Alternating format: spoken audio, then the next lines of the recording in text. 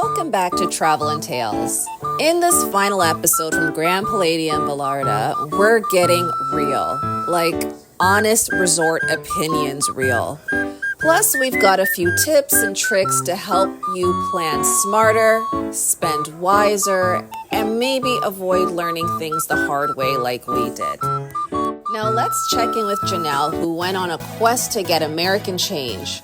What started as a quick errand turned into a full-blown side mission, worthy of its own travel documentary. The front desk told me I could get it at the gift shop, but when I went to the gift shop yesterday, they gave me some change for my American money, but I went today, they said no. They only have pesos, and they said they have cameras, and I said yes, I got it yesterday. This day? Yes. So maybe there's a misunderstanding with the staff.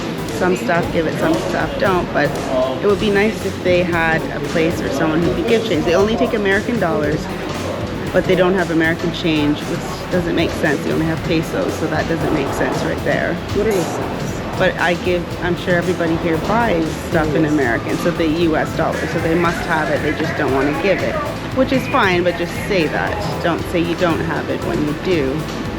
So I'm not really happy about that, but anyway, I'll go to the front desk and see what they say.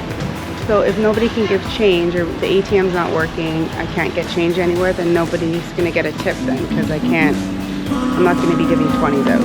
So it's either you have change, I can give tips, or you don't, and I can't give.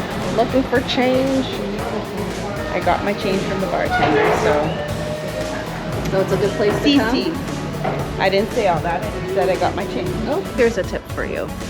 Before you check out, make sure you're checking to see if there's any room charges or what the room charges on your room might be, because you don't want to get some price that is very unexpected and it's your checkout day. At that point, you're rushing.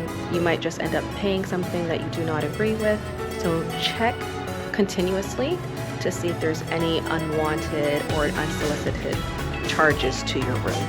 As we headed to the airport, we couldn't leave without getting at least another honest opinion on the resort. Because who doesn't love a little post-vacation truth talk? There wasn't a lot of pushers, people trying to sell you stuff, come at you, or even on the beach, I have to say, compared to other Caribbean destinations or whatever, usually the beach, there's people trying to push you and go after you and stuff. So I didn't find that. So I felt safe. Okay.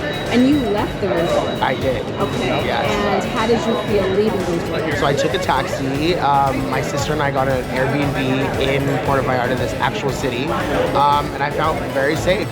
We stayed close to the Zona Romantica, which is the gay village of PV. Very safe. We walked around at night. All the streets were very lit up. People were super friendly. I enjoyed it. And would you recommend this resort to somebody else? Sorry.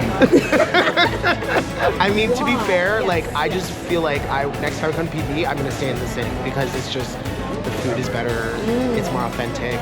The shopping was insane. The prices were so cheap. There was so much to buy. I could have spent 2 days just shopping, and the people, in this town were friendly. They all spoke perfect English versus on the resort. Some of them, I didn't feel super welcomed a lot of the time. Now for Janelle's final thoughts. Enjoy your trip? Yes, I did. Would you come back? Not to this particular. Are you I have other places in the world I'd like to see. As I prepared myself for the Canadian winter, one review perfectly summed up our experience. How has your experience been here so far? Oh, it's a horrible place. Food is awful. People are very, very friendly, and I will never come back. Thanks for watching our Grand Palladium Vallarta series. Please like and leave a comment. See you in the next adventure.